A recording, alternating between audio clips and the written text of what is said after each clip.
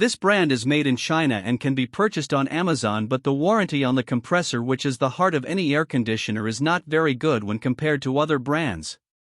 The brand uses R32 refrigerant, which is environmentally friendly, and they use self-evaporating technology so that the need to dump a condensate bucket is minimized.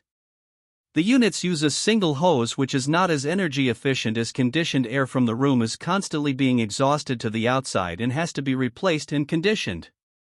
They use a basic washable filter which does not do much to keep the cooling coil clean or to improve the air quality in the home. They have electronic controls with a remote and sleep mode as well as a timer function.